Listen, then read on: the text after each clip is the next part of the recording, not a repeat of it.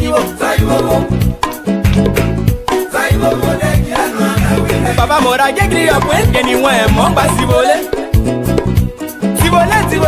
Sibole. L'arrangeur parmi national très trop fort.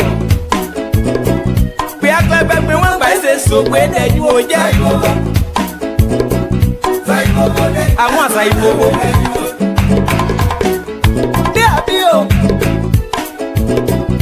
Do a play yo ba ko mo nya o. Papa yin guitar, petit, plateau fait sonner. Kaidaka. Bena paya posa gogo ma go panjago. Apoblo akafwe. Wa posa nyoka fwe. Be afonte mo mandi yo kwa kleju kiyen. Nyonjo si moi. Posto tata tuyo kwe atrinyo di won. Emo o. Nese to kan. Kwesi izwa koko ke. Wede yebe. Koworia nakanda salude. Posto tata tuyo kwe atrinyo di won. Emo o. Nese to kan. Na kwesi izwa koko ke. Wede yebe. Koworia kanike. Na konkete nyambe wewe. Na nyonsa on feble ane. Eyajo, wale yajo. Lesa du woja. Yesu kwa bete waka. La yo bokandia. Ayiwe ne o. Sai bobo daji ano ana wise yiwo ba. Àwọn te yo pe mala ni debo anu e o. Anje. Yes, I'm going to buy the good mwege. Hey, Imo, Maja. Am I gay? One of what I guess me, I'm going to end it the boy.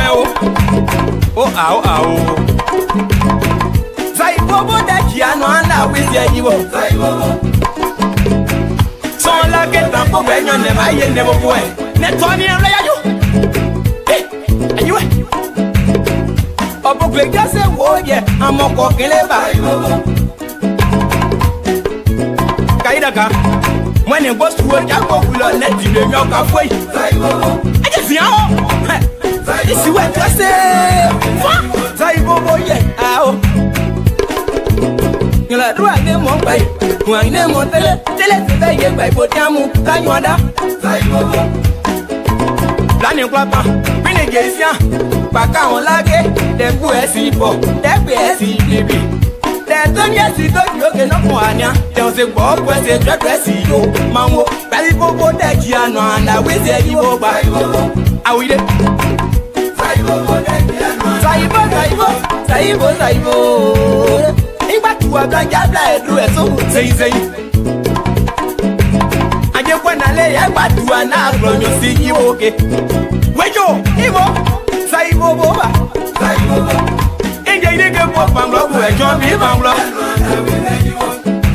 On the Krian walk like a bad day noir. Chose a was son of one naturally found clever souffle. Say, Bobo, that Giano, and I will say you over. I'm done. So away. I know Russell, K-Bay, Roswell. South Africa, your fault, your bed. Thank you for your work, and my one. I'm a pope, and you don't feel it. I say, oh, Claudio. Say, back in work, we are coming. Say, Bobo, that Giano, and I will say you over. I'm a paper, Swaru, Ninda Swaru. Quamus, the woman get daughter, Siko Bala.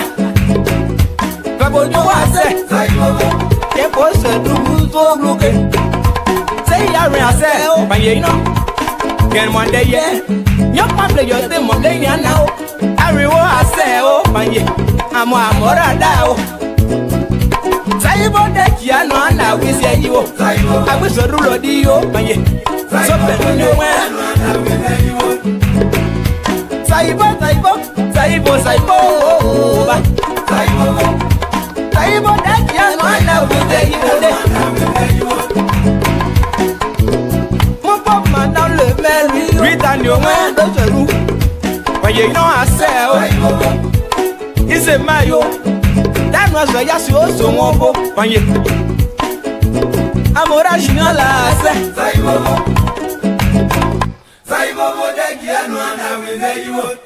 Alors, il a fait un son pour Mobile Production. Arrangé Eric Lodé. Le don de Dieu pour la musique de l'Ouest. Je te détesterai jamais. Jamais, jamais, au grand jamais. Mobile Production. Abia dia au bois. Amounia grand. Moi, toi, Pierre. Pierre, mon moyen. Moyen. Pierre, mon moyen. A toi, Pierre, qui a volé. Pierre, mon moyen. Ah, Pierre, oui. Ndato Pierre, se prononcer. A toi, Pierre, qui a volé. A Bossia, oh. Moyen. Pierre, mon moyen. Moi, ça vaut ça, il connaît. Mon moyen. Pierre, dit mon volé. Mandoyen, mon. Ah, Pierre, dit mon volé. Mandoyen, mon. Eh, Pierre, oui. Pierre, oui. Pierre, oui. Ah, qui a volé. Pierre, mon moyen.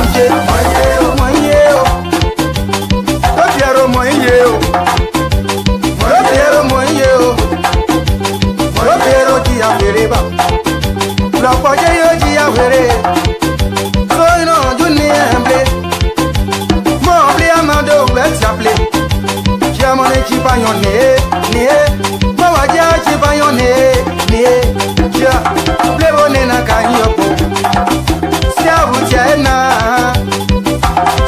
tiena, de kanywe, kanyon de koge se perdu de ya, Pierre mo moye, Pierre mo moye, Pierre mo moye, Ogiarba oyawesa, moye, Jiblo, no pigeon boba, Pierre ma boye bleye Pierre we,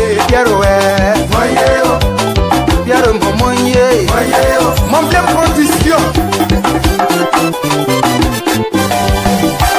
Oh Pierre mon blé production, assez au clano, Yahweh a quel homme au côté.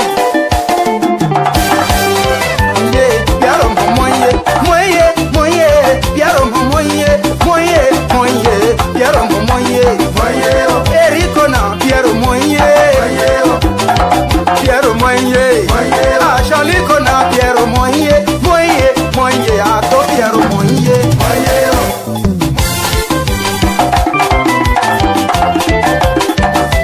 Die na pa yeble, to Pierre die na pa yeble.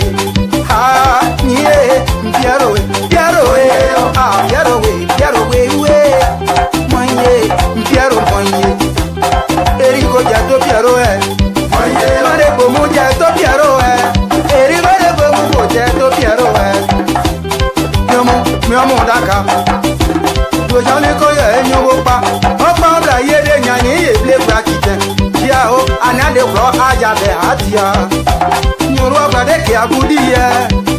Ono homono ne ka double ye. So bo somo so ble so danyo. Paseble asenyo na yeta esa ye libo sanele. To Pierre dia weke. To Pierre point son weke. To Pierre iwa mo pa. Kaya no e ka sene la taya mo bla osiane. To Pierre dia gba ere papa ko. Dia o to Pierre moye. Ah nu agba mo e.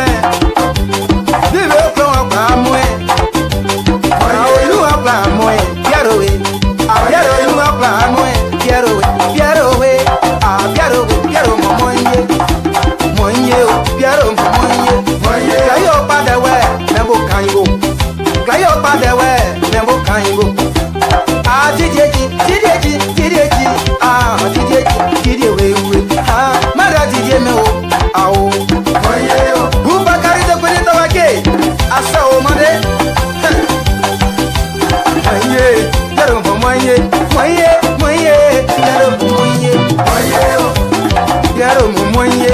Ese Sonia Boutier. Ase o. Mama sableye Angela Wene. Ye bobo pangla wuye Angela Wene. Mama bobo pangla wuye Angela Wene. Angela Dio, mancha pa ke yo. Daria Dio. Moye Angela mo moye. Ah oh, mama mo kebla. Mama kebla de. Where you? Ah,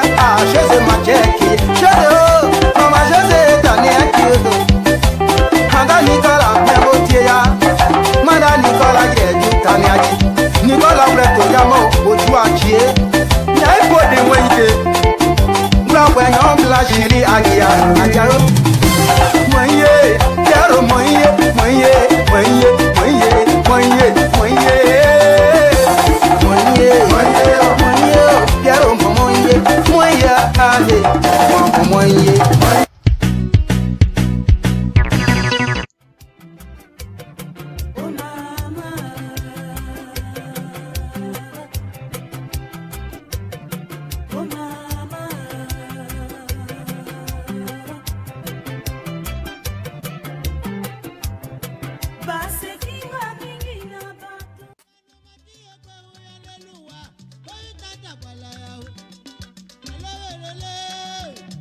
Yeah!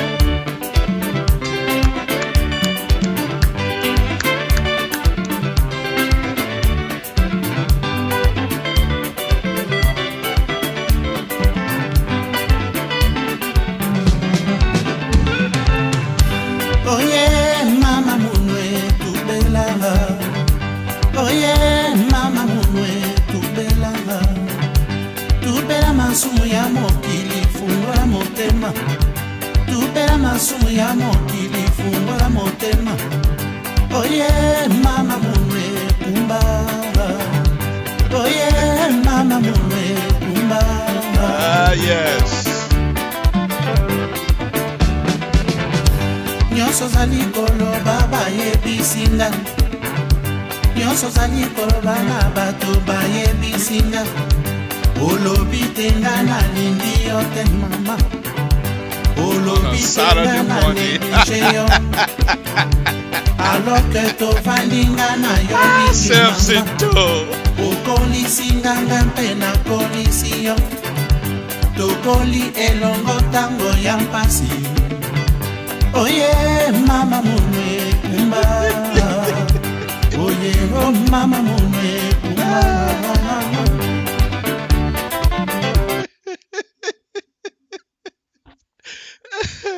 Folks, I amaze myself sometimes, to be honest with you.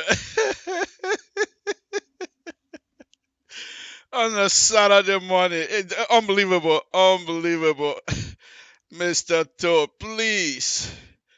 Yes. We have to do this. This is something that we do. Samson Toe. Anyway, I just can't stop laughing. On a Saturday morning, when you have all brothers and sisters tuning in, you're going to make a fool out of yourself dancing on a Saturday afternoon, on a Saturday morning. Welcome, folks. This is what we do here on LIBERIA Public Radio. We have fun because this is all we have to do to make sure that you guys follow us. We have fun with you as well. It's a wonderful thing to have you on here this morning. We come out here and dance and stuff like that, but we have some serious issue to discuss. And so I want to thank you very much for coming in on LIBERIA Public Radio this morning. This particular show, it was meant to have been broadcast live in Liberia. I'm not too sure whether people are there because it's kind of late already, but that's okay. We'll do our best. I'm going to be discussing some issue here tonight, this afternoon, this morning actually. It's morning time in Sacramento, but it's both politically involved and technology part of it. So I'm trying to mix them up. I'm not too sure if it's going to work, but you be the judge. Anyway, safety. Summer is starting very shortly, and I told you I'm going to be talking about heat-related issues with respect to safety. And I'm going to be discussing that in detail. I might even be able to bring home some guests. LIBERIA Public Radio, through the involvement, of course, and the leadership of Mr. Francis Zionso, we do have a new program that allow us. We don't use Skype anymore because the Skype is not working well for us. So they were able to purchase a new program that allow us to bring guests in just like you would do with Skype. So we're going to be sharing this information on to folks that we're going to be inviting. So if we're going to invite you, say, for example, the show's supposed to start, it's supposed to start 4 o'clock. So we invite you, say, around about 3:30, so that at least we can take time to fix it for you, because hopefully that will be your first time using it. So some people are not technically in terms of computer, technically inclined in terms of computer, how to fix things. So we will take control of your computer and fix it for you. That is, if you let us. And if we're inviting you, we'll make that clear to you. If it's not possible for you, that's fine. We'll move on. That's what we do here on LIBERIA Public Radio. Because very shortly, also, LIBERIA Public Radio is going to be broadcasting live from Liberia. So we're working on it. If you were in our chat room yesterday, this is a very serious stuff here. I'm not too sure where Alfonso get these kinds of energy. But this young man, I mean, he works, school, and LPR, but yet still, the way he was involved yesterday, it was incredible. I just couldn't, even though I was making some fun, but as I was driving from work yesterday, I'm thinking to myself, where does this kid get this type of energy? But of course, he's young. So, anyway, let's move on. Safety, folks. If you take care of your car will take care of you. I think next week, if I come on, I will talk a little bit about car safety. Anyway, Saturday, most of the important safety that I want to point out this morning is this. Please, Saturday evening, whatever Saturday, don't drink and drive. They don't mix. And nowadays, with this new government here in the United States, they're not forgiving. Let's put it this way. This government in the United States is not user-friendly. Let's put it that way. So if you make a mistake and get involved in the tangled web of the legal system, you have yourself a serious problem as a foreigner. So we want to caution you. However, you're trying to enjoy yourself, please do so. Let me move this stuff out. Yeah, please do so. And but please be careful. You can get drunk at home and argue with me when I bring my show on. Just all you have to do is tune into LIBERIA Public Radio and start arguing with me. All right. One other important thing.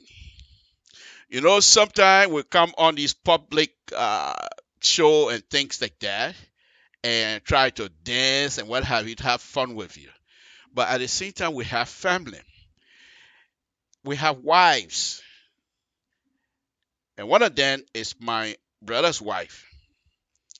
The woman, we don't live close. We live about an hour and a half apart. But sometimes she will cook and bring food for me to eat. It doesn't mean I don't get food here, but that's what family will do for you. Sometimes we'll go meet at the other brother's house and we will eat. No reason. We don't have to have party. We just go eat and have fun. I have another brother here. I do mechanic work a little bit. But sometimes when his wife ready to cook good food, then he'll say, Samson, can't help me fix my car. I'm going to fix car. I'm going to go eat. When I get there, they count of food, crab, everything you can think about. Just like Monrovia, the soup pot. What kind of car I'm going to fix? Change brake changing, what, 10, 15 minutes, I'm done. But the pot, that's family. That's what we do as family. So I'm the little brother here. They're both older than me. So the only funny part about this is this. Sometimes when we get together and having some discussion, then the older brother will tell the younger brother, I'm talking. Will you please be quiet? And then the younger brother would turn to me, Samson, I'm talking. Will you please be quiet? I got nobody to turn to. Joe and the rest of the people, Nathaniel, Alfonso, then they're not around for me to say, I'm talking. Will you please be quiet? So I'm quiet. By the way, let's go on. My brother's wife, Manta K, sent a request to me yesterday. I was asleep when she called, and I didn't ask why. I said, okay, I'll do what I can. She just wanted me to play this music for her. But then I thought to myself, if I'm going to play this music for her, let me add some pictures on it for her as well. So, Mata K, if you're listening, this is your music that was requested. And I just added a few pictures on that. I hope it will work. This is Samson told LIBERIA Public Radio on a Saturday morning. This is Mata K. My brother's wife, one of my oldest brother's wife. Listen, you girl, let me make it clear. I hope I okay myself. I said one of my older brother, not one of the wives of my own. I didn't say that. I said one of my older brother. That means I have two brothers. One of them, not one of the wives. I didn't say that. You didn't hear that from me. Now.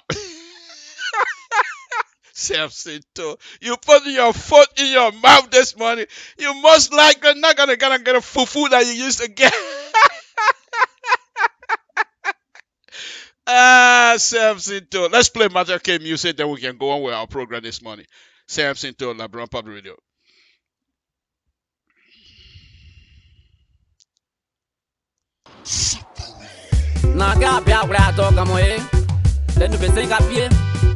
Ya ye campé calé. Du qui mi ragazzo e café. Du qui mi ragazzo e café. A qua pote pega mia. Mi qua qua ya ye wio. Ye tole no ye.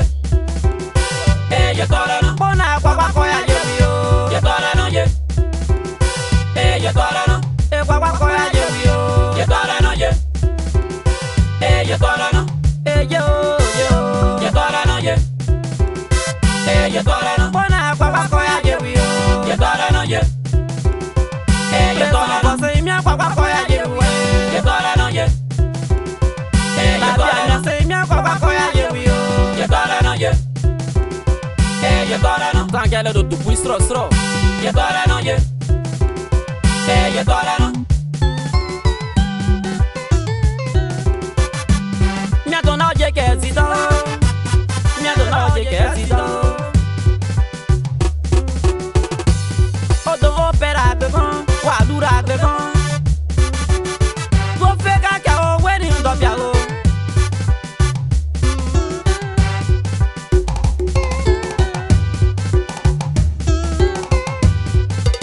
Mama ke bo papa ko ya ye wiye.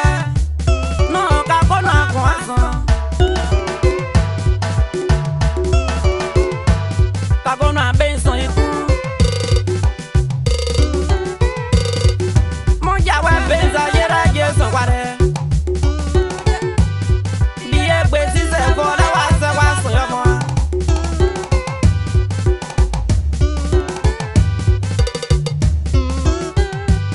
Kako no ye kwason. Gera tera be. Ba ya giri mo ala plan komo.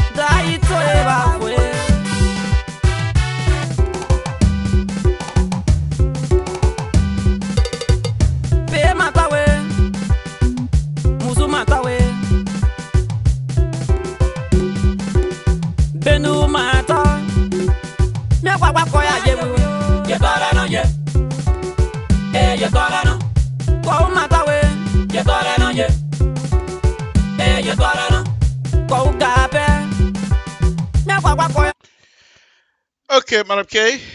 Yeah, it is. That's your music that you requested. We want to thank all of you that tuned in. Thank you very much. Thank you very much. We're going to go ahead and continue with the program. Let me just tell you, all of my brothers' wives, they know me. I'm one of the most handsome guy in the family. Kamara wife, come for Samson to went to Gate Town to get her because I fine. I got to Gate Town. They say, "Oh, who the fine man here?" They say the man come for comfort. All the old people in the town. They say, "But the man fine like that. Man comfort get no question. I comfort follow." I started walking. Comfort follow me. They told comfort the man too fine. Go follow me. I'm Samson too. This my other wife here. They're all my wives.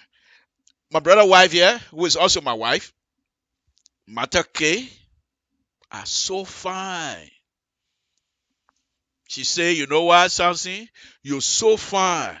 And I'm gonna leave this. This is the best family to marry into because you're too fine." All of them, all my brother wife, they know I'm fine. So no, I'm just kidding. I'm just kidding.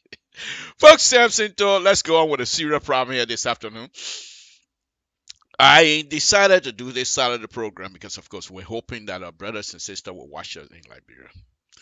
Serious issue. Okay? The government of the Republic of Liberia some time ago decided they're going to go and borrow some money, but from private entity, $537 million, I think. Good idea. Now the president has sent it to the lawmaker to look at it and hopefully to ratify it so it becomes part of the Liberian whatever. So some people are looking at it very seriously. And with that, I want to read this to you. Then I can go on to talk about this. This is from Front Page Africa. Okay. Liberia sovereignty for sale. That was the question. Influential members of the Liberian Senate, Senator Sano Johnson Bombing is urging President George Manuel Weah and members of the National Legislature to think hard before proceeding with plan to secure a U.S. $537 million loan from Asian conglomerate.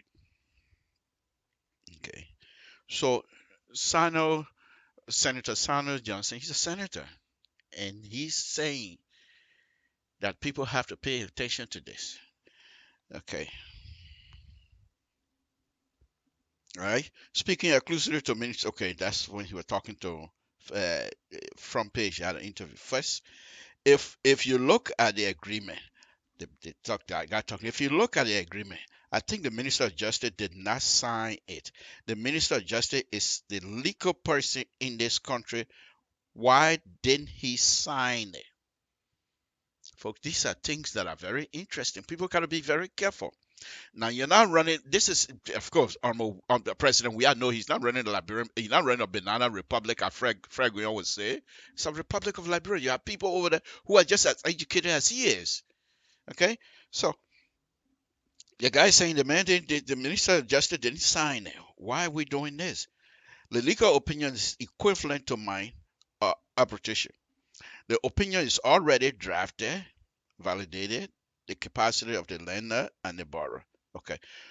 But what I want you to get out of this reading that I did yesterday was that he believed, and I wanted to see this fire. This is where Senator Johnson said his worry lies. What is the collateral? We have a lot of resources. What are we giving? If you leave it open, and in case where, because countries have borrow money, and maybe either those money were misapplied, and those money are misapplied, it's difficult. So assuming those money were misapplied, or something happened and we didn't able to pay. Who get this? How do we repay these people? That was his question. One of the other interesting things he said, and you can go to Front Page Africa, you'll be able to see it. One of the other interesting things he said, he's predicting that 30% of that money will end up in private pocket. We're talking Liberia. He knows. He's a senator. He's been around. So why would a senator who has been asked to look over this document would make this kind of pronouncement? That means he has no trust in his fellow Liberians who happen to be part of the government. If he doesn't trust them now, why will you then allow this loan to come in for our children in the future to pay? Okay. Go to Front Page Africa and read that article. It's very interesting. Very interesting. But let me now go on to the political side of things. Then I'll pick up from the technical side. I am serious. I'm in favor of this. I'm in favor of this particular loan. However, the lawmaker have to do due diligence. They have to go and do some serious reading. And don't just pass it because you know President Weah is your friend. Or your sedition, member of CDC having to be a lawmaker, so therefore anything CDC said, you will pass it. Which is okay because that's your position. That's fine. But what happened to the people of Liberia? If what Senator Johnson is saying here, if it's true, 30% of that money end up in the hands of private, or in the pocket of private people in Liberia. What does that mean? Okay, those are the kind of things you have to think about. You're not just going to say, oh, what a minute, and discount what he's saying. You have to seriously consider it. Because 30% of that's more money. Okay. Now, let's look at it some more. From again, I'm trying to get something else here for you. But anyway, okay. Okay. Let's move on. Let's move. I can't find it. I don't want to waste your time. So, in that article also, it stated that the Chinese company would take the lead in terms of construction and design of the coastal highway for which this money is being borrowed. If this money is being borrowed by the Liberian government, and the Liberian government is not capable of putting Liberian first, the Chinese, you're not gonna say can't do it. You're gonna pay them money. What part of this thing here we don't understand? People at public work that are advising the president on this. You borrow the money. You're gonna build a road, and as they say, $1 million a mile in Liberia. So let's just say you're building 500 miles, $500 million.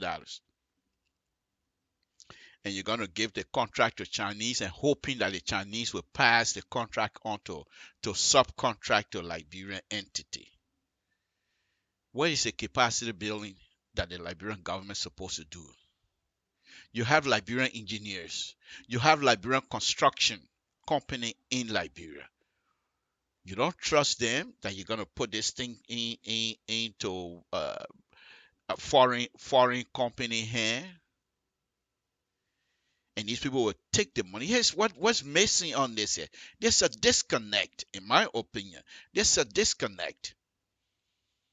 If you take that money and say this whole money, let's just say what Senator Johnson is saying, perhaps it's not even going to happen. The money is usually going to be applied to the road construction and the design of the road. But you take that money, let's just say 20% of that for design, the rest for construction. But you're having Chinese company to do designing. And you're hoping that the company will pick Liberians. So now the Chinese have become a go-between the government and its people, the Liberian engineers. Why? Why? Why is it that the public work of the Republic of Liberia is not the go-between? You want to tell me public work you're incapable of finding Liberian engineers, designer in Liberia? Forget about in the United States or in the diaspora. Forget about us. We're not even thinking about that. But Liberians that are there in Liberia that have been struggling to build your things in Liberia. Because most of the time you give the job to a foreigner, they pass it on to the Liberian to do it. But guess what? They take their cut. And when they take their cut, the money is not going to be spent in Liberia. They take it back home to their own area and buy things and build houses. What's wrong? Where is this picture? Why is it that the capacity building that the government of Liberia is supposed to be doing is not doing it? Then the question flips on us as engineers. What is our own responsibility as an engineer?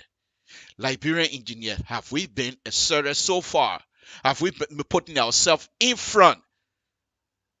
Have we made ourselves available to the Liberian government to say, here we are, we can do this, we can do that? Have we done that? What is the Liberian Engineering Society in Liberia, their organization, their leadership? Have they presented themselves to the government of Liberia to say this is what we want and this is what we're going to be doing?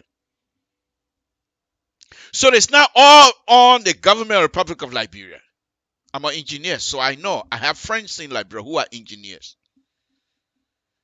Okay? The Liberian Engineering Society in Liberia, they've been asked for a long time to come up with a coal, building coal in Liberia for the last 5, 6, 7 years, and they're not able to come up with that. And then you expect the government of Liberia to give you $500 million. So this thing cut both sides. So the point also is the construction company in Liberia, they're definitely going to be doing bulk of the work, but they're not going to get paid the way they're supposed to. The government of the Republic of Liberia should insist, if some of the senator should insist, if we pass this, for you to borrow this amount of money, we want Liberian engineers and Liberian construction people to be ahead, not the Chinese. This is how you do construction business. Remember, I used to own a construction company in Ohio, so I know a little bit about construction company business. Here in the United States, those days they have what they call set aside, where the government have $1 million company, $1 million contract. They give it to the big boys because the big boys, they have the bonding capabilities. So they send their bonding papers in, they give them $1 million contract. In the contract, they specifically will state you must give 10% of the contract to a minority company. So the contractor, I call them big boys, they will look for people like me because I'm minority and I have a company.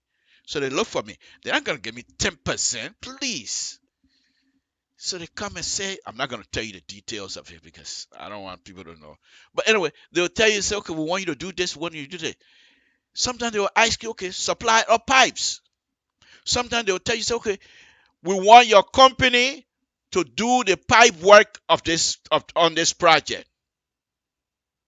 Here are the equipment. Then I rent the equipment from them. You see what's going on here? We're all intertwined until Ohio decided, you know what, we're not going to do 10% anymore. And I said, you know what, Ohio, see you later.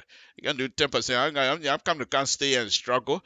I'm an engineer. I know how to design. California, what did you say? California said, come on, our design office open. Bloop. I ran from Ohio, come away, and I'm a designer now. No, but I'm going back on this here.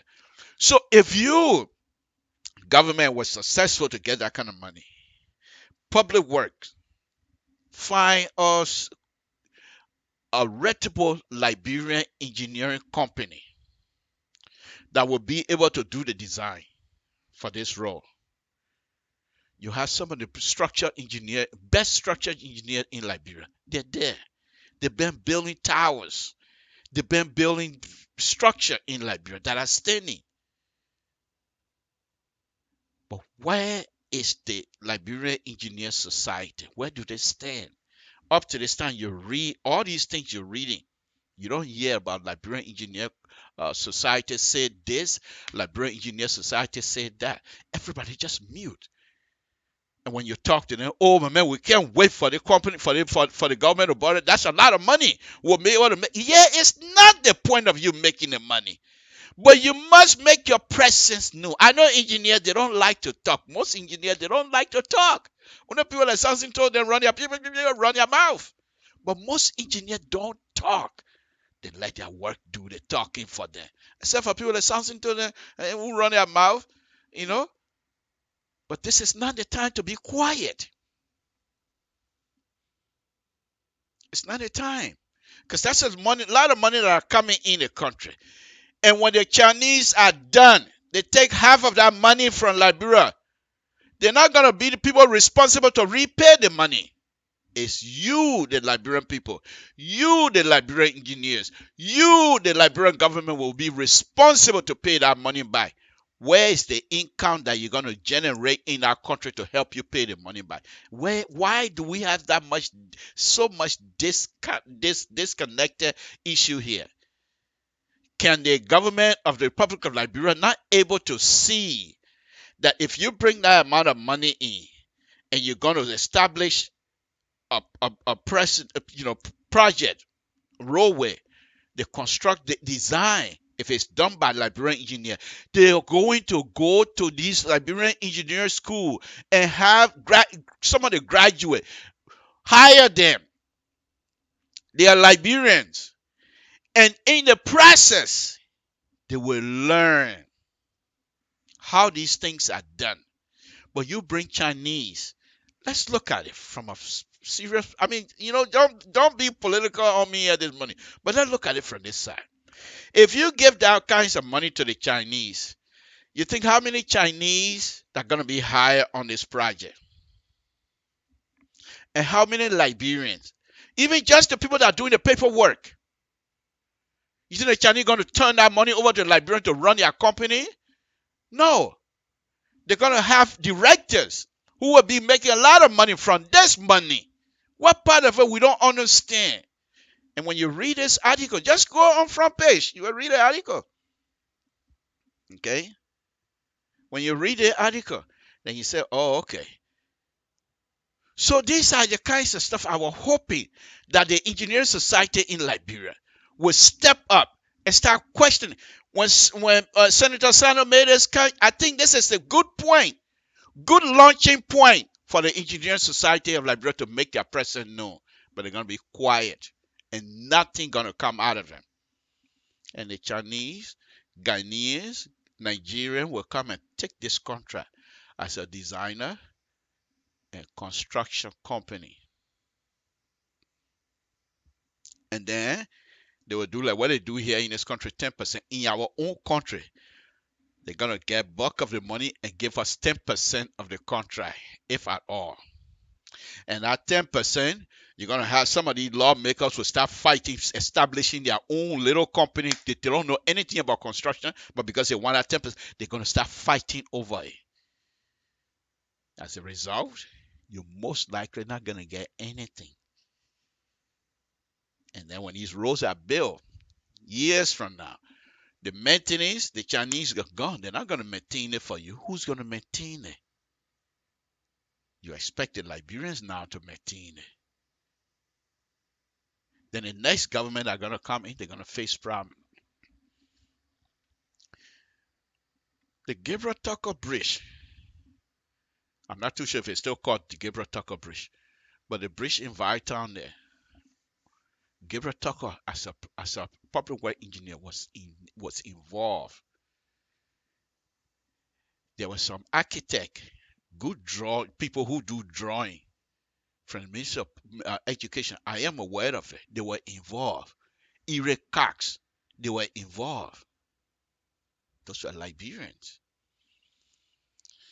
Now, the bridge construction itself, Liberians do not have the capacity to do bridge construction or what have things like that. So we expect foreigners to come in. But when a foreigner comes in, those are people you consider them a foreman. But then you have the labor, you have the journeymen who are expected to learn from these people. How are you going to learn from Chinese? I gave you an example. This is ridiculous. I saw it myself.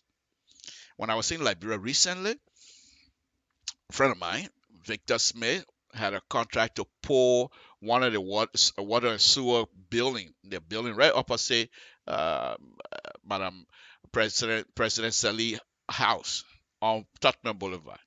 So we went there that night. The Chinese people were in charge, but the communication process was so difficult between the 5 or 6 Chinese and the Liberian worker, the labor.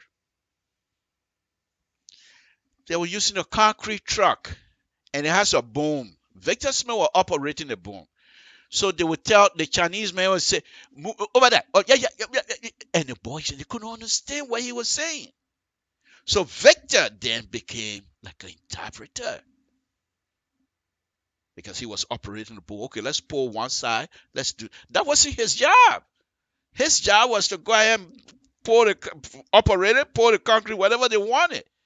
But because of the communication disconnect, Victor had to step in. And I was watching. I'm a Liberian public reporter. These kinds of things interest me. So I sat back. At first, I was there with Victor, moving this, moving that. I said, no. Let me sit back and watch. Because eventually I'm going to talk about this. So that whole night we were there. They were pouring the concrete. Some, if they want to go on the other side, he would tell Victor, over there, yeah. So Victor said, okay, let's move around. Let's move around. So why Victor is not there?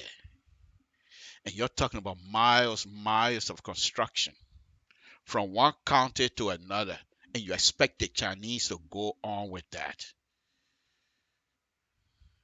I'm not against the Chinese, but they should not be ahead of this. They shouldn't be the go-between the Liberian government and its people. The Chinese should not. Public work job, that is. Public work, you should find the people. But here's what they do. Speculating. And that's my job. I will. So most likely, this is what most likely is happening. The public work people in the ministry, they give the Chinese give them some kickback. So here comes the 30% Senator Sano talking about happening now. And then they're going to repeat what I told you guys again last time. You get $2 million to the Chinese for the project, but then you take $500,000 from them. So they have left with $1,500,000 job. They will give you one because they themselves want to make profit. That's why the Chinese love Liberia, because they don't question what they put down. They see it, they just see the top part of it, top part of the road shining. That's good for them. No, look underneath. Underneath. How is the base compacted? Do you have those kinds of information? And then after a while, the road starts breaking apart. Because there's nothing there to support it. You give that contract to Liberia. You say, people say, but Mr. Toe, the Liberian contractor, the Liberian engineer, they don't know anything. Who says? What make you think the Liberian contractor and the Liberian engineer don't know anything? Are you kidding me? So even if they don't know, then what you're saying there is just like what they do here. You get out of college, you go look for a job, they say you don't got experience. How the heck am I going to get experience if you don't hire me? Say Liberian, okay, then you say, well, the money too much for them to practice. Well, sooner or later they're going to practice.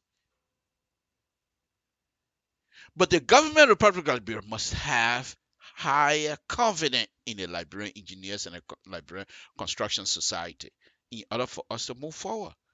Other than that, these things are going to repeat themselves.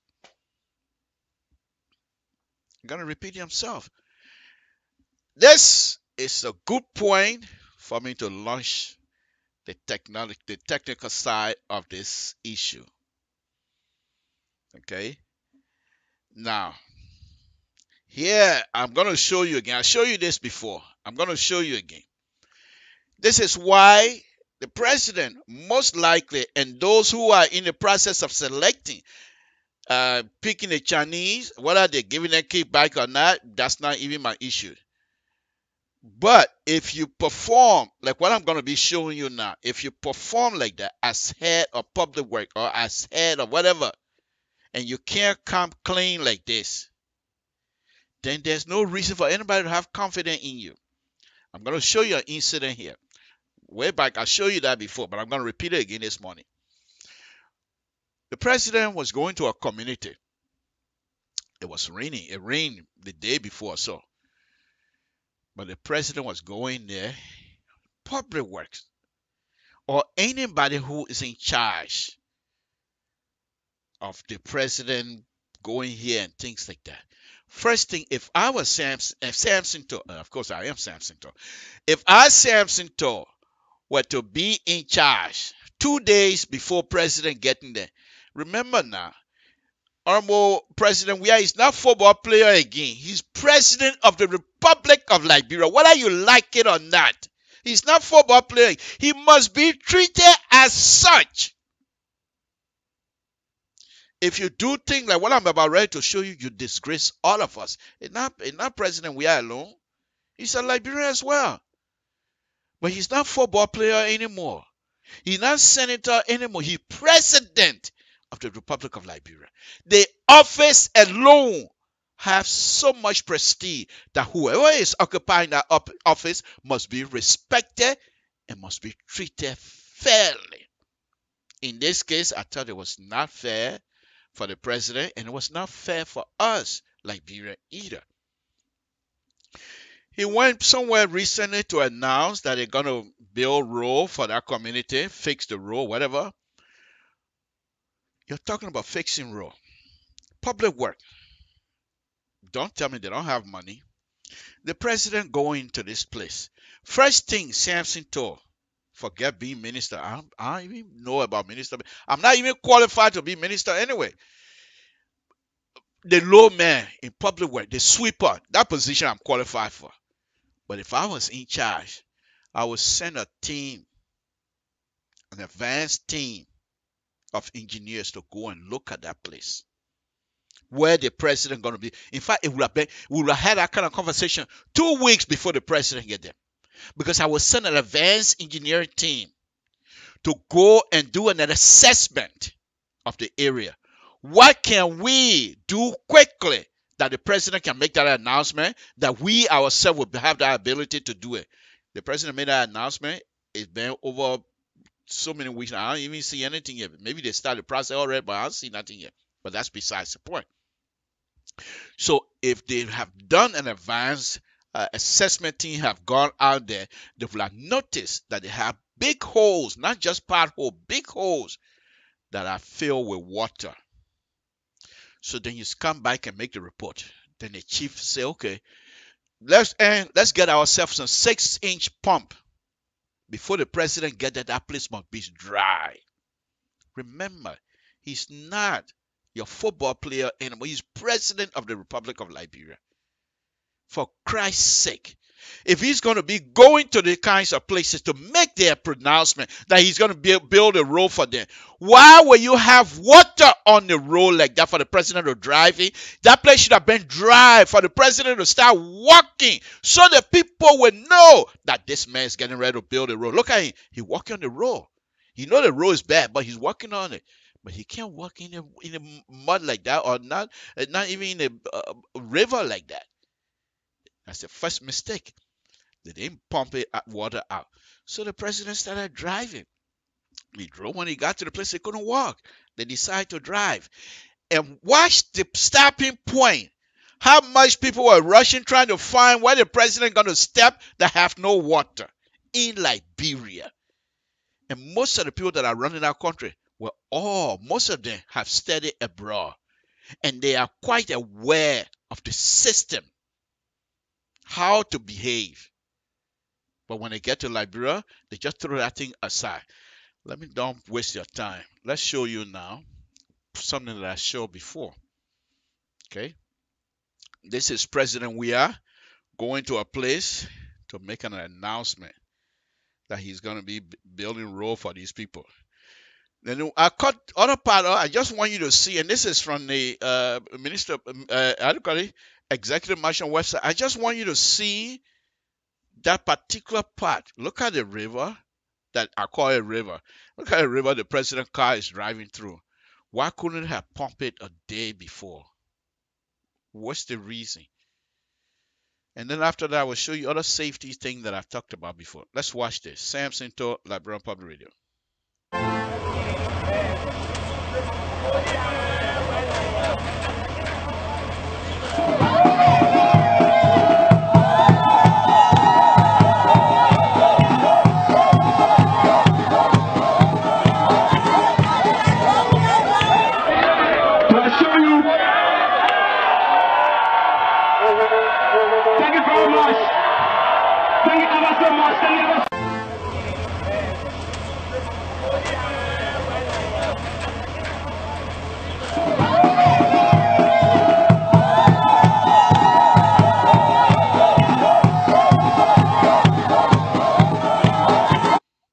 Now, look at it, folks. Do you see what I'm talking about? The people are so patient. They're so happy to see the president.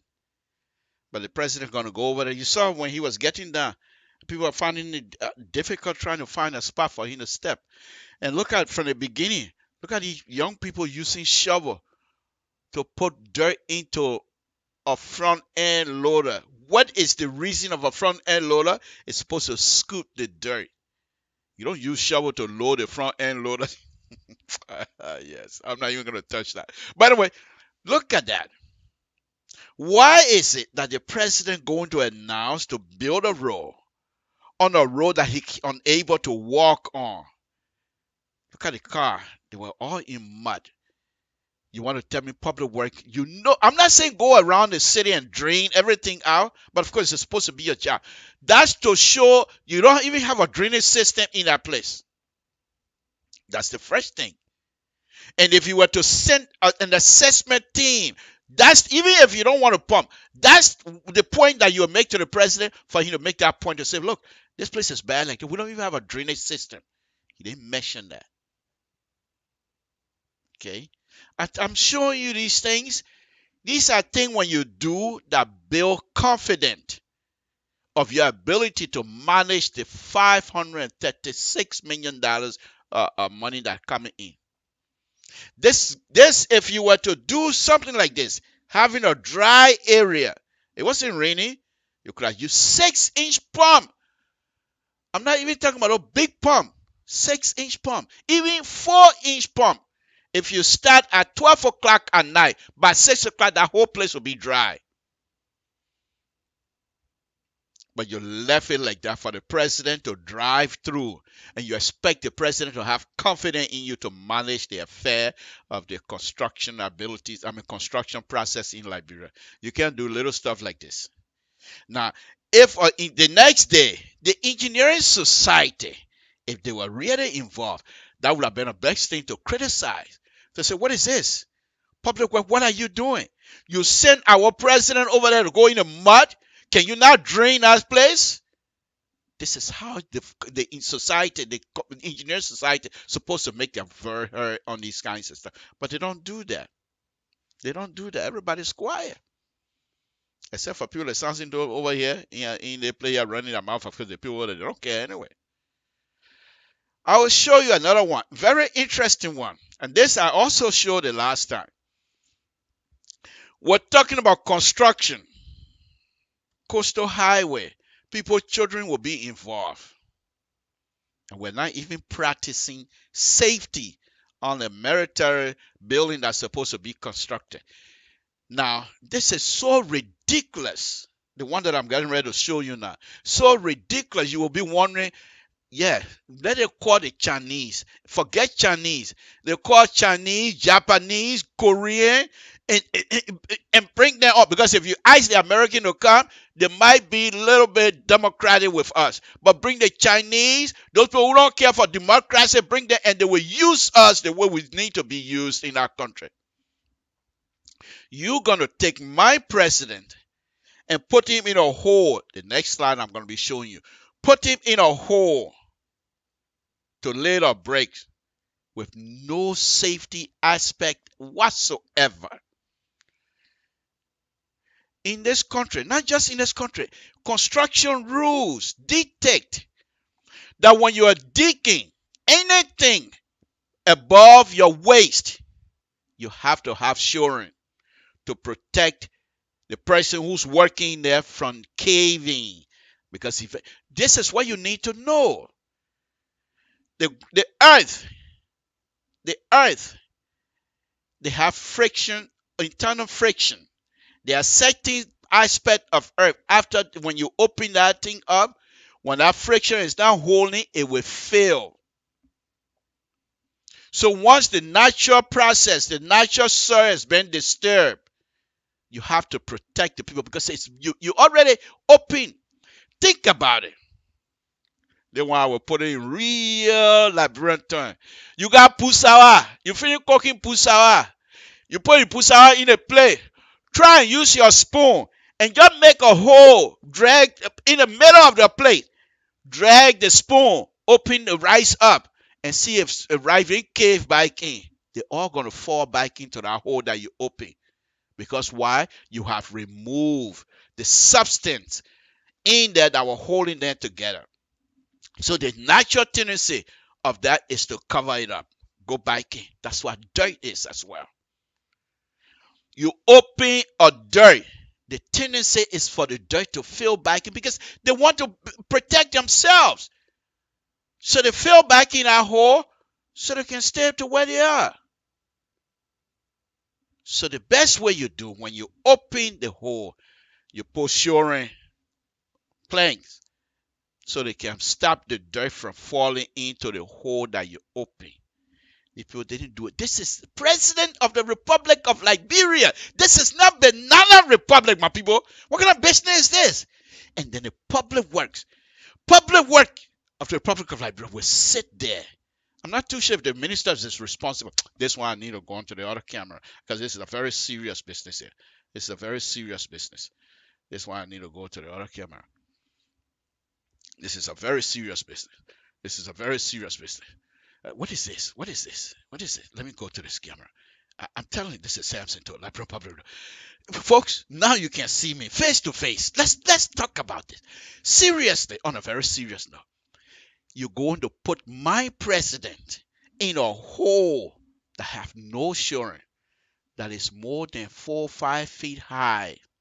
And the president going to be bending down. Now, President he's not a short person like Samson told. Just watch the bike, his bike side, how far it is up. And watch, as I show you this, watch behind. You will see a stake, just like a stake, okay? They call it level. It's what they call construction level. This level, got some level stuff there to see if the thing plumb well or not. But that's what but look at it in the back there. And the level is always 4 feet. Now you will see, I'm telling you this so that when you look at the bike and you see that level, think about how high it is from that level to the top. This thing is more than 5 feet. And there's no shoring. And not only do they not have no shoring, but before the president got in the hole, yes, these people are very smart, aren't they? Before the president got in the hole, the president and his entourage, all of the people, they were walking around the hole, putting what in engineering called subcharge. But of course, they don't know, maybe. But a subcharge is when you put pressure on the dirt to settle. You do those kinds of stuff in an area where you have settlement problem. So you pour more dirt on it. The dirt stayed there for 4 or 5 years. It compressed the dirt until there's no more settlement issue. The settlement comes about when the dirt at the bottom is not quite settled. That's why they call it settlement. So when you start digging, the dirt says, okay, after you finish putting the foundation is heavy now. The void under the dirt that's supposed to support the foundation is not there. So the dirt going to find a stable condition. So as it's going down, your foundation going with it. And that's why when you finish your foundation, if the settlement start happening, you start seeing crack all in your foundation, all in your building, and what have you, settlement. And the settlement usually happen in an area where you have a landfill. I'm not too sure if this area is that. But anyway, let's go back to this. So the entourage, the people who went with the president, were walking all around. This is a hole that is open, more than 5 feet deep. Already the dirt is struggling to maintain itself, or whether they're debating whether they want to fall in or maintain themselves. So now you're putting more pressure on it. If I were there, I would tell people, nobody walk around the perimeter within 10 feet. Everybody stay out. Okay. Now, if you know something about soil, they got what they call bassinet, but I'm not going to go into it. It's like just like wheel track. The wheel down here, the pressure of the wheel don't go straight down. It goes like this, start going out. As it goes down, it goes outside. Well, if you know anything about bassinet, that's what it is. But I'm not going to go into that. But anyway, let's go a little bit on that. So the people start walking around. Folks, now I will show you what I'm talking about. This is just ridiculous. This is not something that's supposed to happen. People supposed to know They're supposed to know that if you're going to put President of the Republic of Liberia in that hole, it must be protected. But the security apparatus, most likely, they don't know. The people in the area, most likely, they don't know. So who's supposed to guide the process to make sure that these things happen? I don't know. Folks, Samson told LIBERIA Public Radio. Let me now show you what I'm talking about. And you will see the president. The first picture you will see is the entourage walking around the hole. Then the second picture, you will see the president in a hole lifting a brick. But what I want you to, the president doing a good job. They have a rope over there where he's landing exactly, which is good, no problem. But look at the hole. Look at the dirt. And one thing I also want to point out is this. In construction, it's also detected that if you're going to dig anything past your waist, the hole, you must have ladder in it. So in case the hole start caving in, the dirt start coming in, people will run and climb off the hole using the ladder. If you look around there, there's no ladder. Okay? These are kinds of stuff, and people call them stuff construction people working at Ministry of Public Works.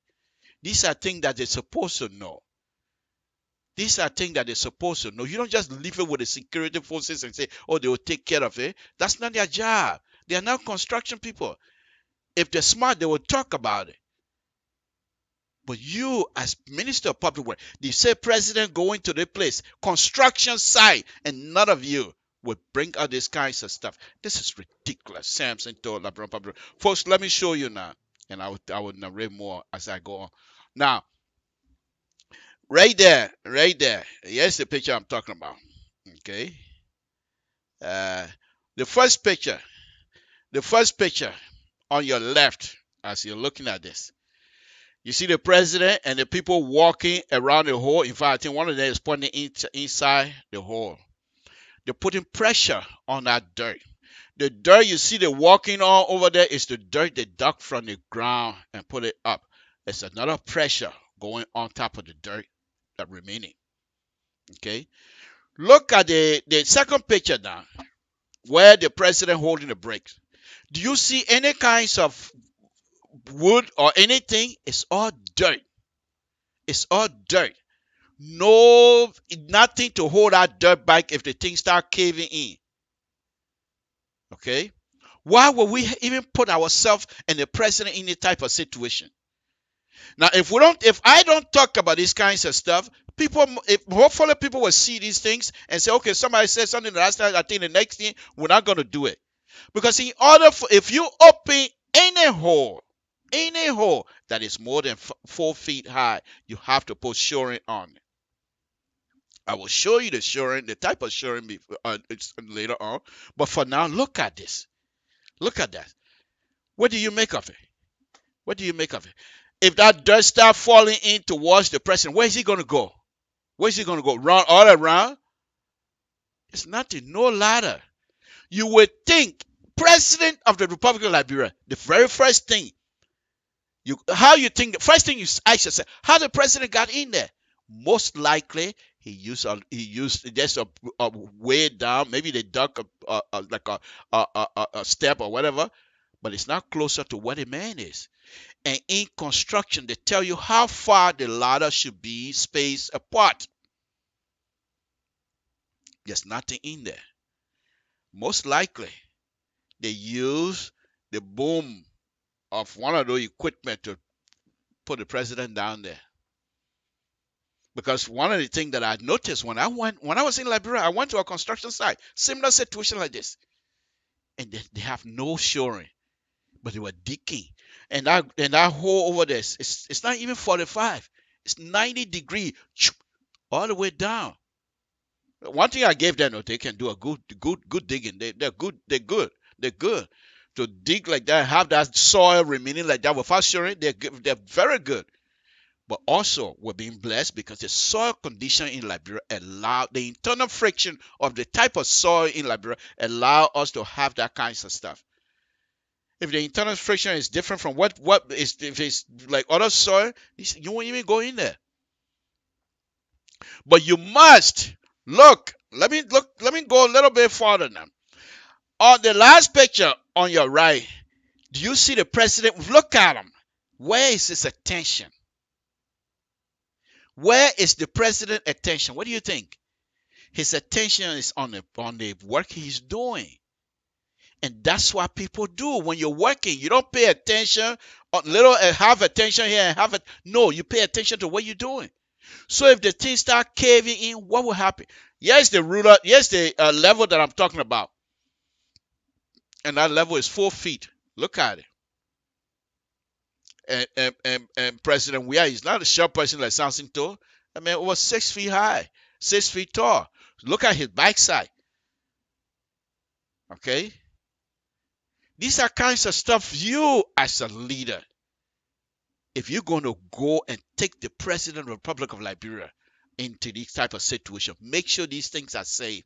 If they're not expressing, Mr. President, I don't think this thing is safe for you to go in there. And if you say, no, I'll go, it's okay. Please, it's my job. Give me 1 or 2 hours.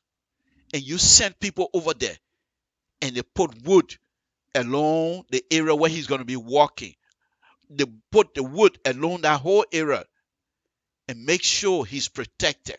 And make sure they have a ladder there. The man look at you and say, yeah, I think I have somebody that I can count on. But none of these things. Now it takes Samson to point these things out. I hope the executive marshal is watching. I'm not trying to make people get in trouble. That's not the issue. Of course, you guys don't care anyway. But that's not the issue. The issue is we don't want to embarrass ourselves.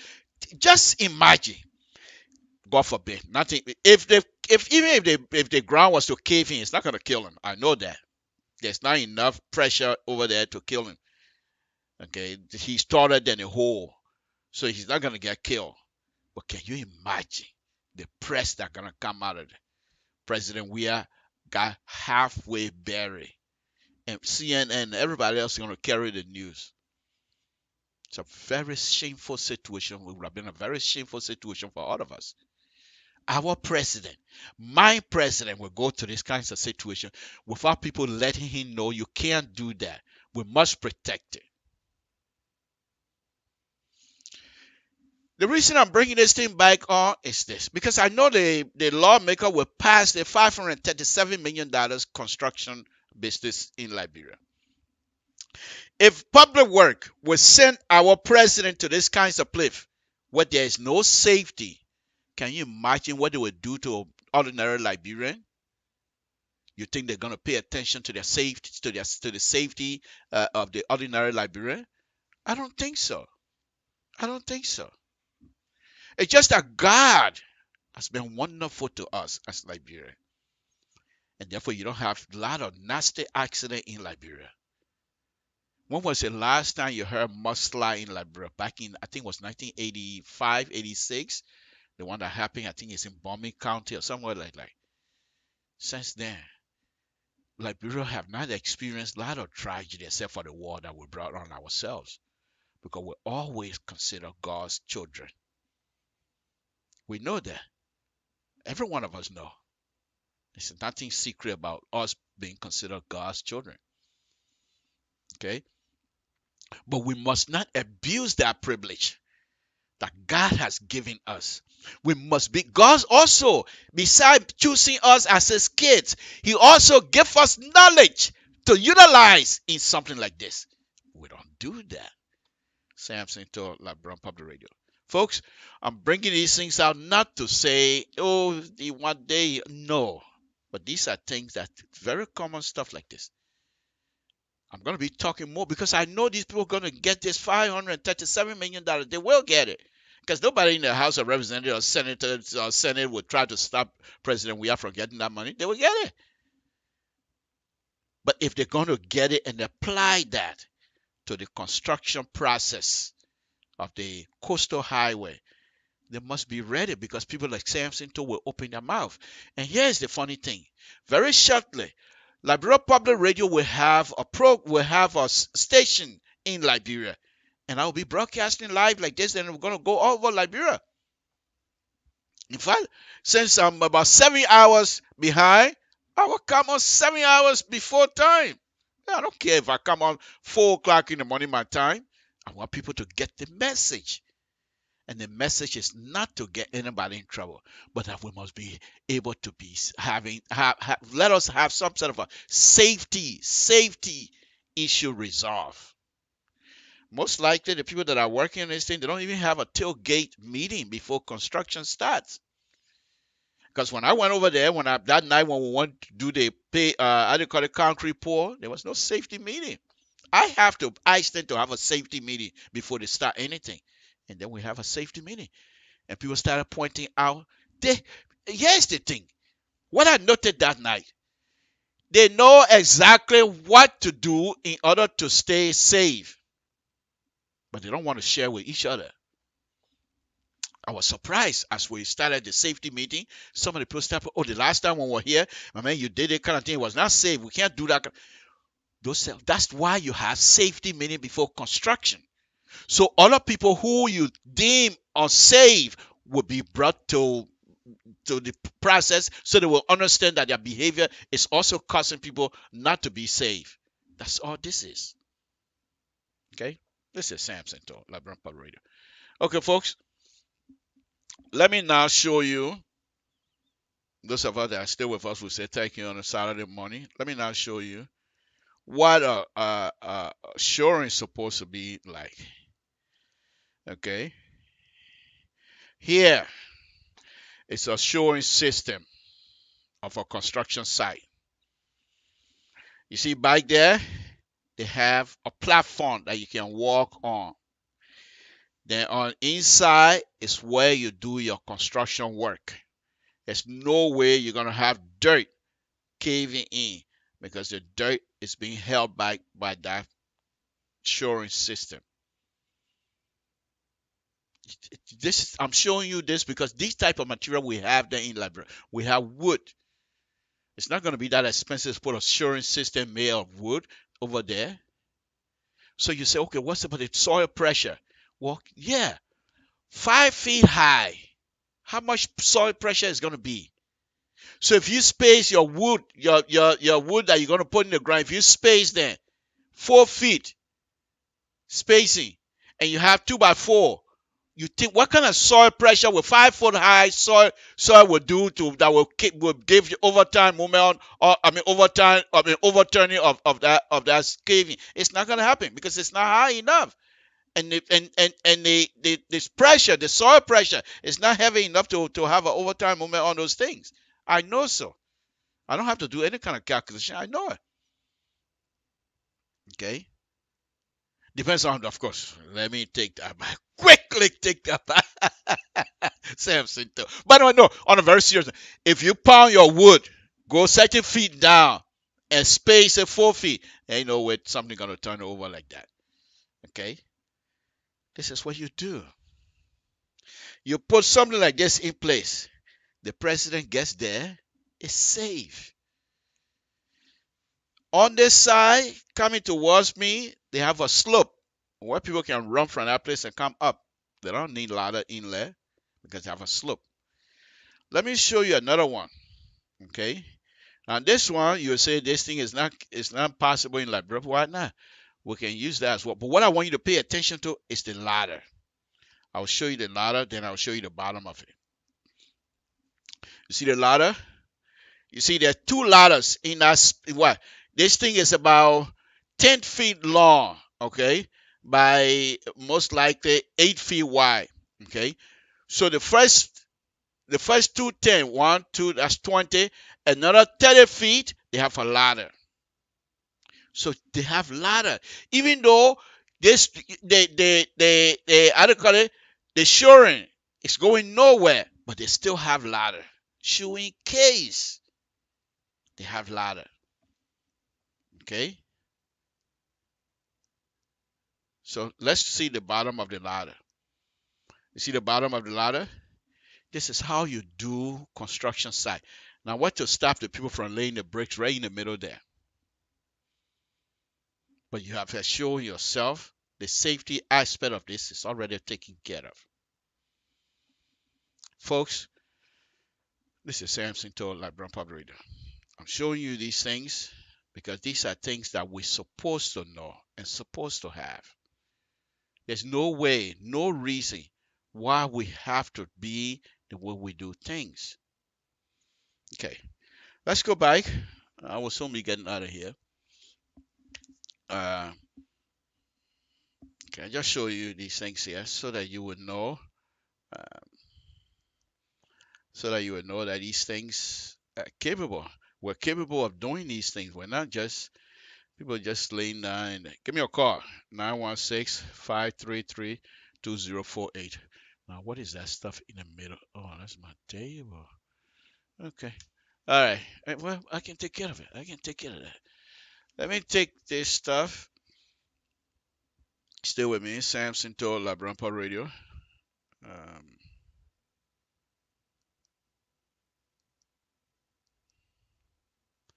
Okay. All right, give me a call, 916-533-2048 if you care to have a discussion this Saturday morning. But that's what we do, okay? If we have these kinds of things happening in Liberia, then obviously if you have people put these kinds of stuff in place in Liberia, then obviously would be no reason why we would not be able to manage that. But let's go back to this $537 million loan that they're gonna get, which is good, very good. I love it. I love it. People say, "Oh well, it's from private company." I'm not accounting. I'm not worrying about it that side. I know we'll pay. I'm not worrying about it.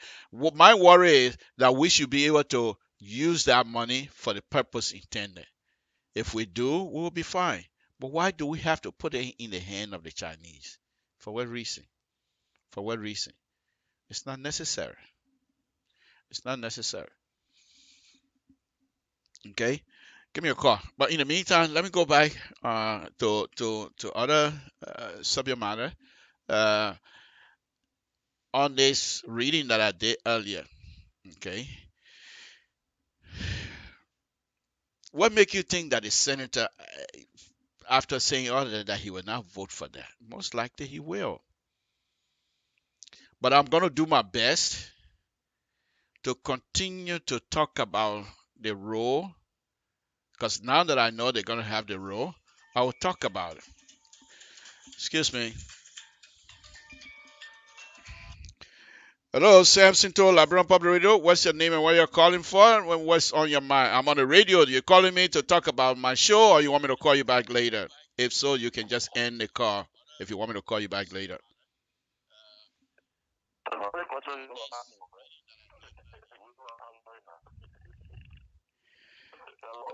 Yeah.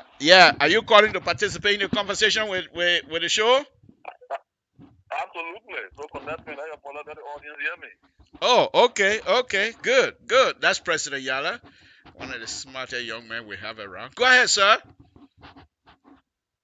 Yeah, Mr. Toe, good morning, and always say good morning to your audience. I was kind of a little bit frustrated when you had a conversation with Samson Toe, and I mean, I thought it was much more a monologue, and as compared to the conversation, because there was no way for your audience to interact with you. I think finally you got a number up here, so that's good. Thank you and good morning. How you doing? I'm doing fine. I thought maybe I tried to lay out the conversation first, then I usually open the line after laying out the topic that I want to discuss. Then perhaps gives people an idea of what I'm discussing. Then maybe if they want to contribute, they can. But go ahead. What's on your mind, sir? Yeah, that's what I'm just thinking for coming up with a number. I'm interested in the subtopic of the $536 million dollar that is being borrowed or is going to be borrowed. That's for the purpose of saving connecting the coastal cities. I'm very interested in some of a little bit of my own take on that. Mr. Toll, it is very important that Liberia, gets developed in any good form and shape. We all support that. Equally so, it is also important that we set our priorities straight. Because with this our priorities,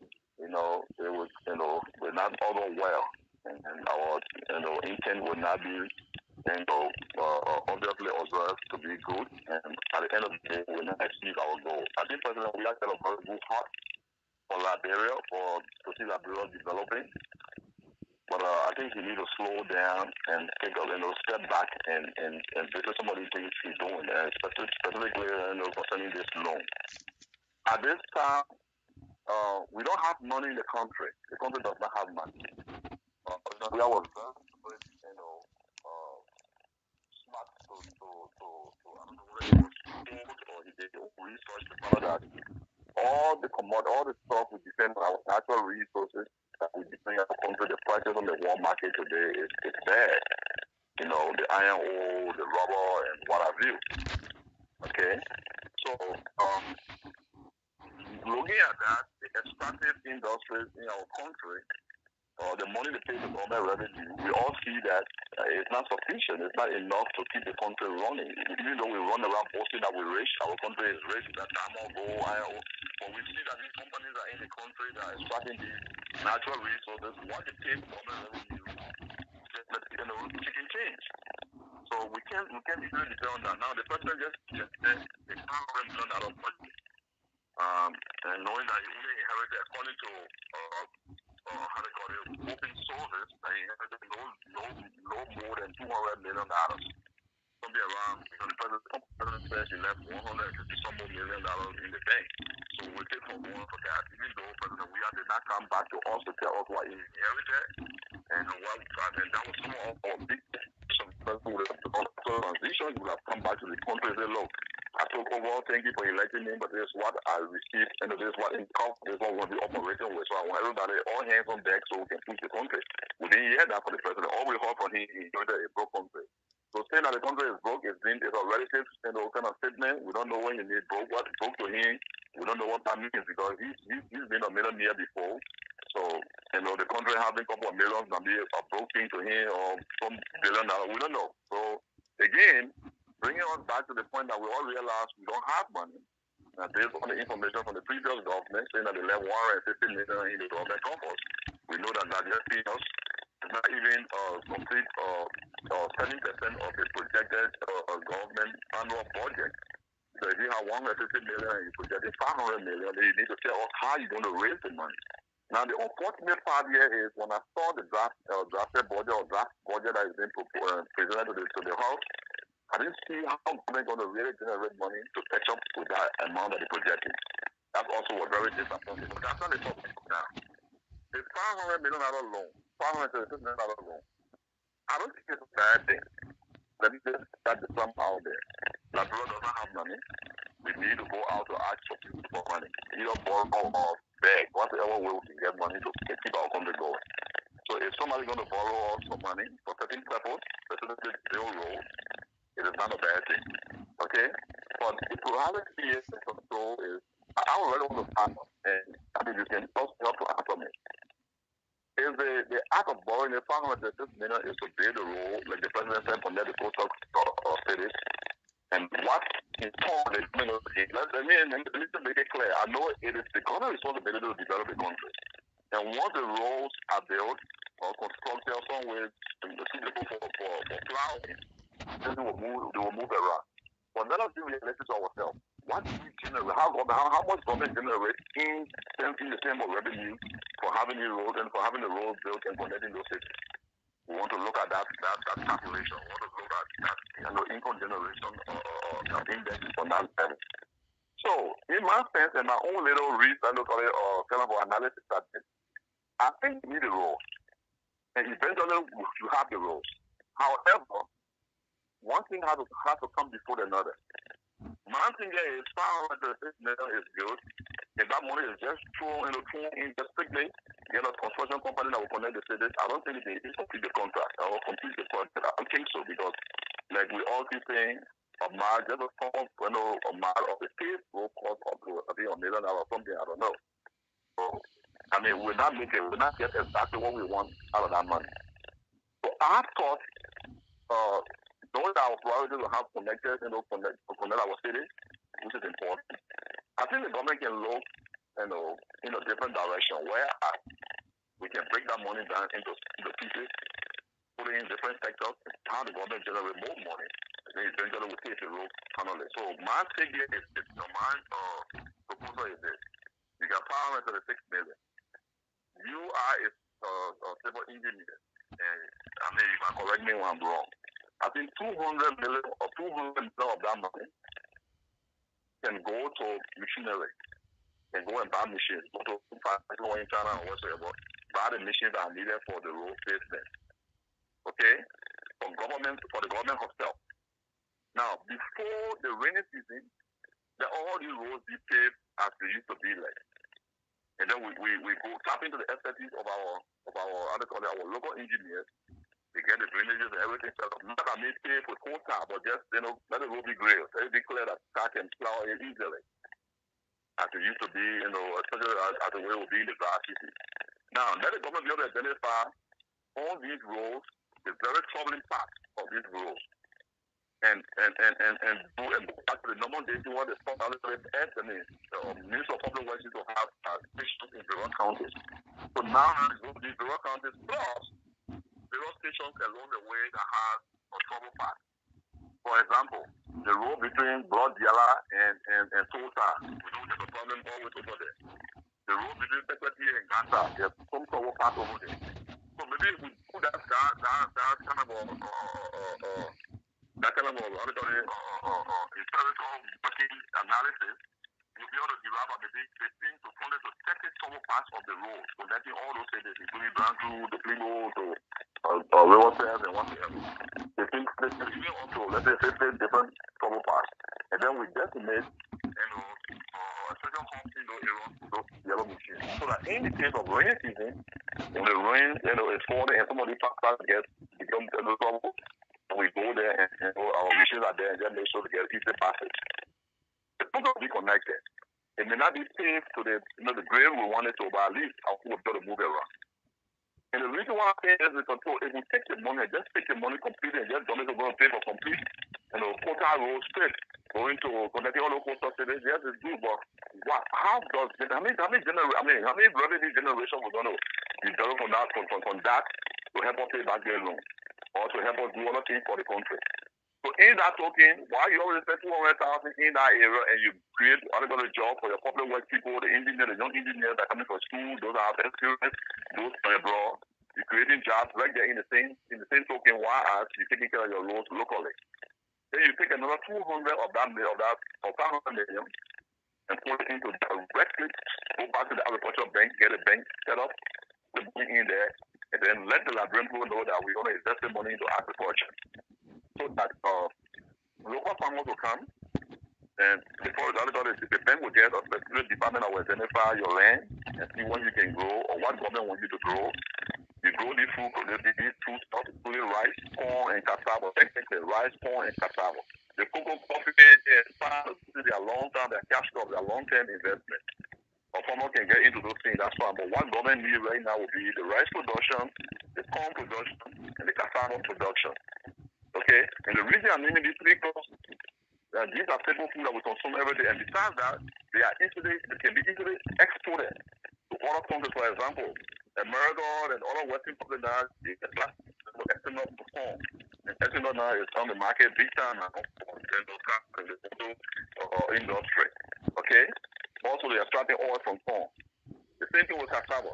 They are extracting starch. China right now, one of the biggest business going in China now is extract starch from cassava and export it around the world. The rest is our staple food. We can also supply our neighboring countries and export rest to other countries around, including instead of going to buy rest to bring it to the country. So if people in that particular sector, the agriculture will boom, you create more jobs, create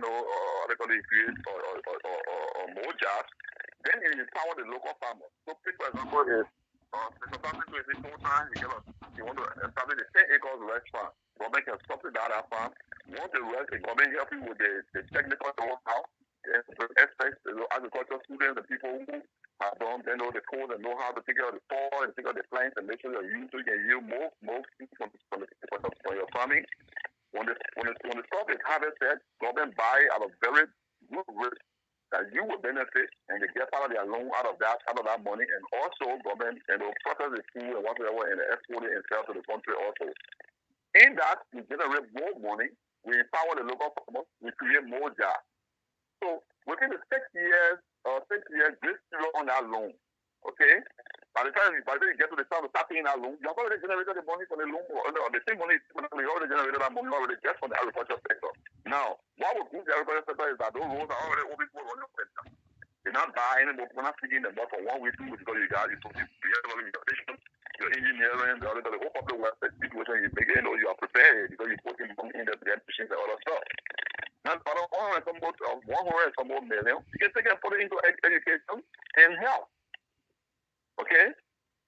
Because again, you're going to be creating more jobs. So now, we will be doing more than 3 things at once. You're using one stone to hit maybe.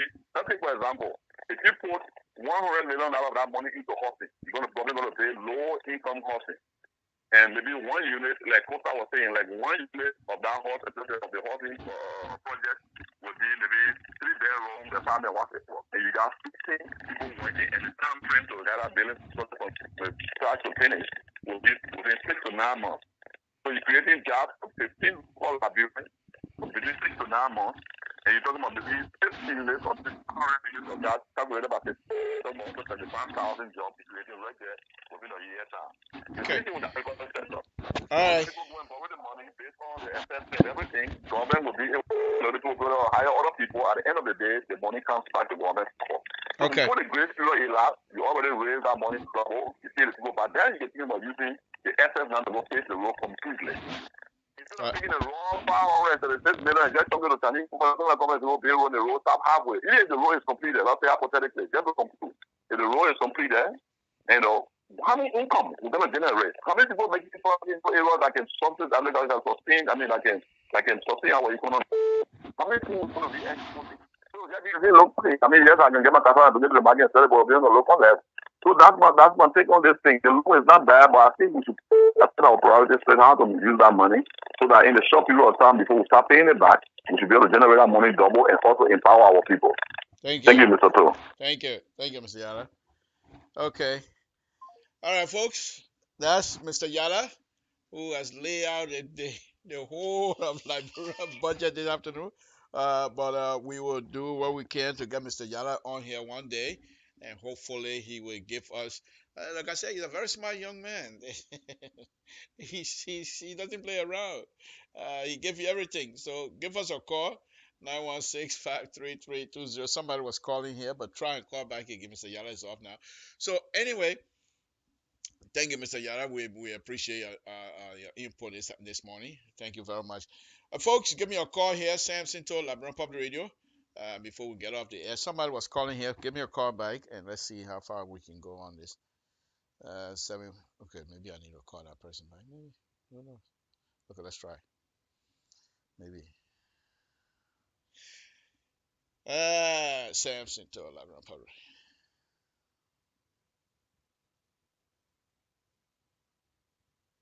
Hello?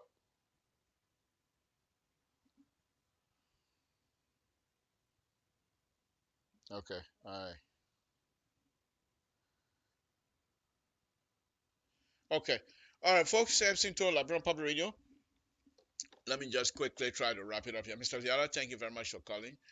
Okay, I think the person is calling back again. All right, hold on. Hello, Samson to Liberian Public Radio. What's your name and where you're calling from? What's on your mind? Mr. To, this is Christopher Buffett. Okay, good morning, sir. Good morning.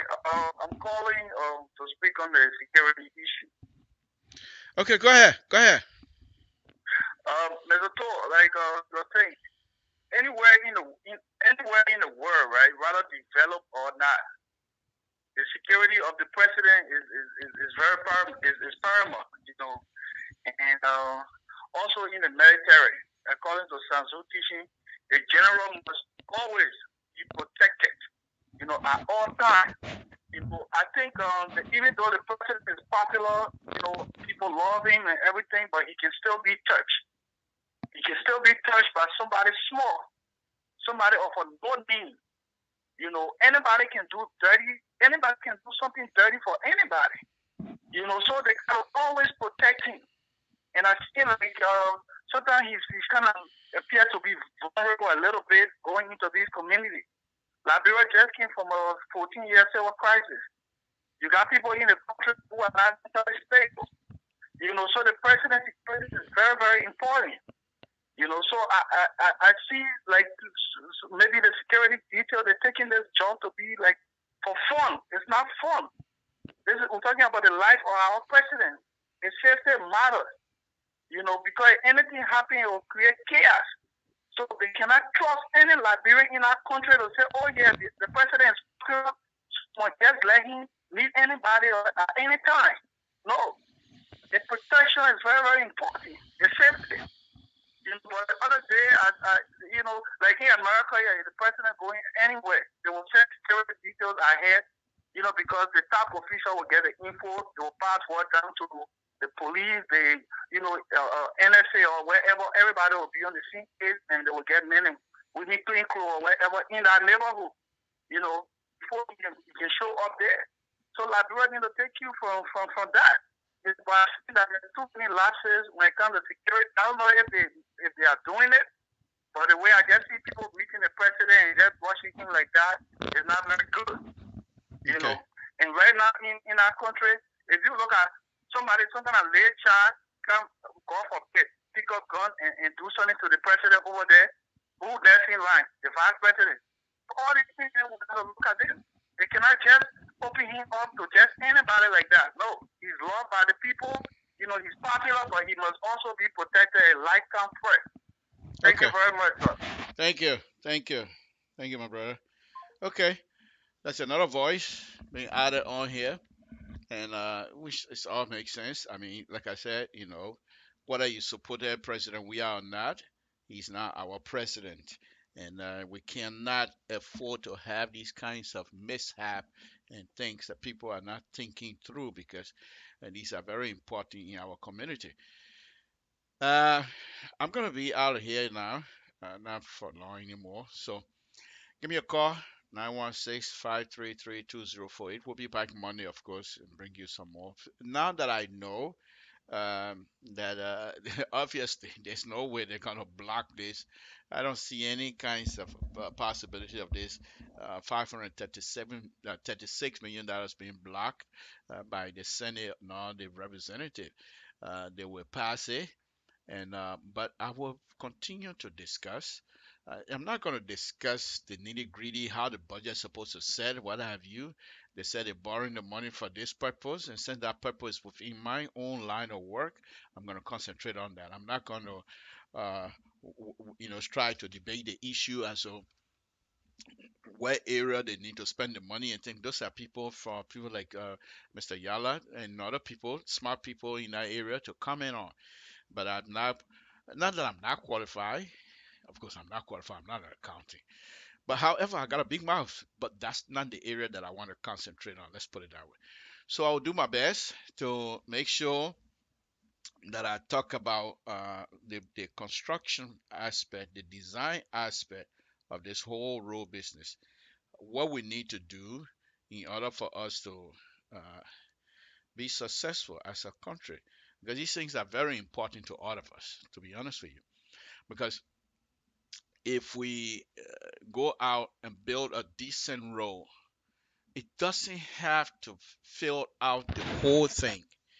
The $36 million, if you can do half of it to do the road, the next time the next government comes in, they can start from there. But what I will insist is that the road that will be constructed must be brought to standard, so that the next generation don't have to fool around trying to bring your road to standard. Because let's remember, those that are making the car manufacturers and stuff like that, are not manufacturing car based on the road condition of Liberia. They're manufacturing car based on the road condition of the United States and the developed world.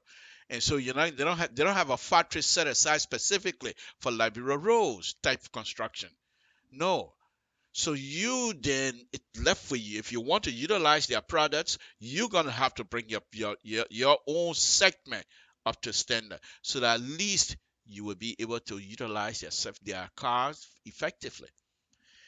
And one of the problems we have in Liberia, and those of you that are in Liberia will attest to this, these driveways, I call them driveway because they're not quite at it, because they usually go from one section to another between houses and things like that. These are not, they go stop somewhere. But even if you call them attic, most of the time, most of the attic, they're not paved. Forget paved. They're not graded either. You have in the summertime, what they would do, they would take dirt, and I just don't understand that. They would take dirt mixed with heavy boulder and put them on the road, thinking they will have traction by driving on those boulders, which makes sense in the summertime until the ground settle. But when it rains after the ground settle, the boulder is being exposed. Now you compare now to drive over these boulders that are not even anymore. And so you have one tire way up 2-3 inches above ground. All of the weight is on this side of the tire. Before you know, you're having a strut problem. Before you know, you have an undercarriage problem of your car. You have to take your car into the garage. It costs you more money to fix your car than it is to fix the road that goes to your house. And you're not the only person living there. If you make the community, those that are living around that area, if you make them to understand, most of them have cars. If you make them to understand that, look, let's put money together and fix this road and fix it correctly, you will do well. Because in order to have the road that go to your place, I've always been preaching this. It's not difficult to do. You have people in Liberia that can do welding. You go and buy steel, even the steel rod you use. Okay? You don't even need 1 inch. You buy those steel rod, 5/8 or whatever you want to call it, and steel and weld them on a system or plate. You put a rod together, and make a triangle, not triangle, but a square, and then you put a rod in section. You lift that rod. Now that rod becomes like a window bar. Like, let me put it that way so you understand this of you that live in Liberia. It looks like a window bar now, but the spaces in between, like maybe 2 inch apart or 3 inch apart. In other words, if you put that on a lifter and put the dirt on it, only rocks that are 3 inch or below will go through. The rest will fall out. You see where I'm going with this? Now you take that dirt that is only containing 3 or less inches of size rock in that, and you put it on your road. Okay? That's how they call it separator. That's how they do it here. It's not difficult to do. But you have already assured yourself of having a decent road. Because if you put boulder on it, you can't compact it. Because the compacting machine cannot hit the boulder and try to compact it. There's a void. And when it starts raining, boom, everything falls apart. I don't know why it's so difficult for our brothers and sisters to understand that. I really don't know. I really don't know. These are things that we're supposed to know. It's easy to do. You can't wait for government of the Republic of Liberia that is still even struggling to pay their workers to do everything for you. The county officials, they gave the county certain amount. I'm not too sure whether that process is still going on, but they have what, $250,000. You can get a separator that costs less than $25,000. A big separator, you can get 4 or 5 of them with different sizes. And here's the thing that you don't know. Money in our country, the money that can be made in our country is unbelievable. Unbelievable. Unbelievable. But it just requires people, wait till I retire and go to Liberia. You say, oh, sounds rich now. Because there are a lot of things I would do. Okay, you take that separator and separate all of the borders. The border, you make yourself a den. And you place the border according to size. People will come and buy them from you.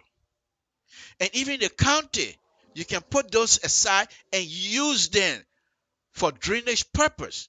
Then you don't have water all in your street. My goodness, Samson though. Folks, let me get out of here. I'm getting all into this thing again, all over. It's been a wonderful, wonderful, wonderful afternoon. This is Samson to Liberian Public Radio. I'm here having fun already. Before I go, let me dance a little bit. I think I can do that. Let me just dance a little bit, and I will get out. It's been a wonderful, wonderful thing. Let's see. Tout ce que tu as dit sur moi, on m'a rapporté. Tout ce que tu as dit sur moi, on m'a rapporté. Tu as dit que moi je te nourris pas. Tu as dit que moi je t'habille pas. Let me take it serious. Et tu as dit que moi je te loge pas. Depuis des années tu vis des malheurs. Et avec ça j'ai eu des enfants avec toi. Et avec ça j'ai eu des enfants avec toi. Oh yeah, mama moué kumba. Oh yeah, mama moué kumba.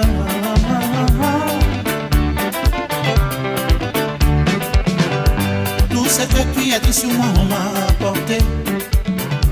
Tout ce que tu as dit sur moi on m'a rapporté.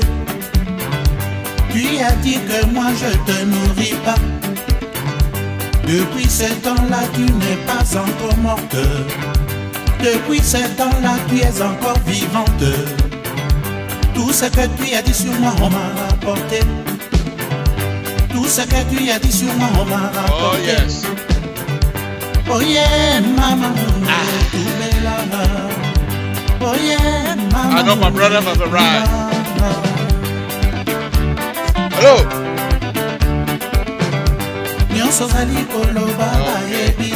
Okay, let me call you right back.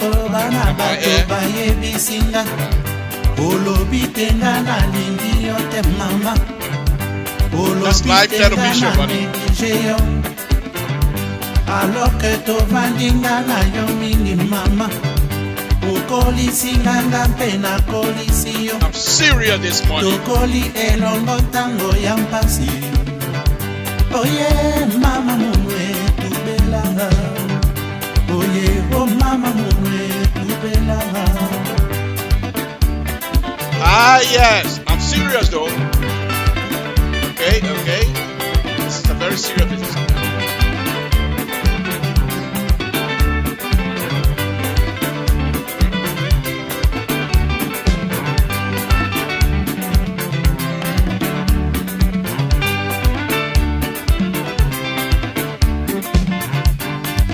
Okay, folks, Samson to Liberian Public Radio. I'm going to say good night to all of you, good morning to all of you, good afternoon to all of you. Thank you very much for joining this afternoon.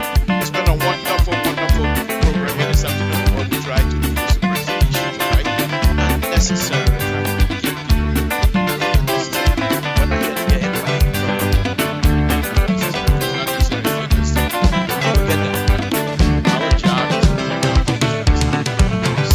Tout ce que tu as dit sur moi on m'a rapporté. Tout ce que tu as dit sur moi on m'a rapporté. Tu as dit qu'avec moi tu ne voyages pas. Tu as dit qu'avec moi tu ne vas jamais au cinéma.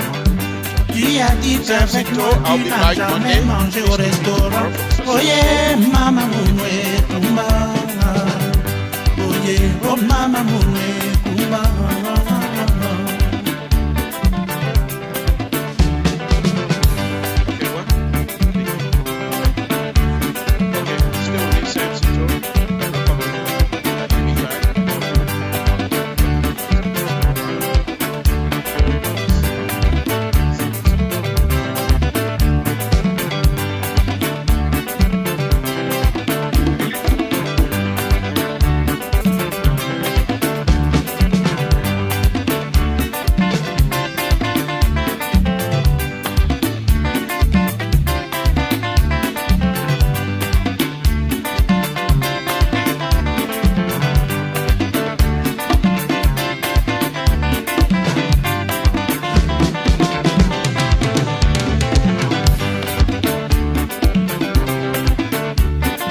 Okay, folks, Samson Tour. I will say good night to all of you. Good day to all of you. Thank you very much. Appreciate it. Thank you.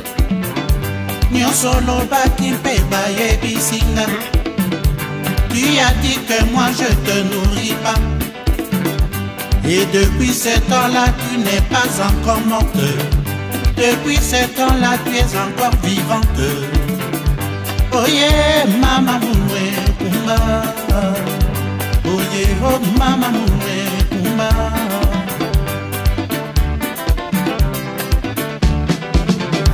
Tout ce que tu as dit sur moi on m'a rapporté. Tout ce que tu as dit sur moi on m'a rapporté. Tu as dit que moi je te nourris pas. Tu as dit que moi je t'habille pas. Et tu as dit que moi je te loge pas. Depuis des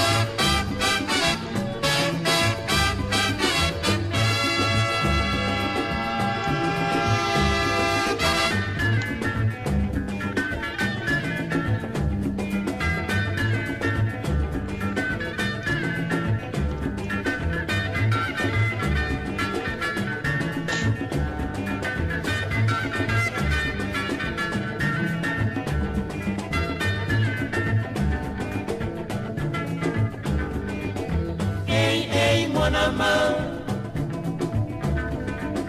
Hey, hey, mon amant. Hey, hey, mon amant. Ateito, ateito, ateito. Nalukio na kati ya Kinshasa mobimba mama e. Nabandi na foire fikine. Nakoti na sine palladium, nakoti na raki. Nakoti na sine palace, nakoti na Bellevue. Naleki na tipekae, nakoti na N2 Ateito, ateito, ateito, ateito mon amour. Hey, hey, mon amant, maman, mon amant. Hey, hey, mon amant. Same aneito, nalingi o mama aneito. Hey, hey, mon amant. Mama aneito, naponi o mama aneito. Hey, hey, mon amant. Janine amelo, nalingi o mama amelo. Hey, hey, mon amant. Elongi na yo ekati me monte manga na kolela. Hey, hey, mon amant. Loposo na yo esilisinga mayelenga na kolela. Hey, hey, mon amant. Same aneito, nalingi o mama aneito. Hey, hey, mon amant. Same aneito, naponi o mama aneito. Hey, hey, mon amant. Janine amelo, nalingi o mama aneito. Hey, hey, mon amant. All right, I'm good. Me, Samson Talk. You're all here. Thank you very much. Very much.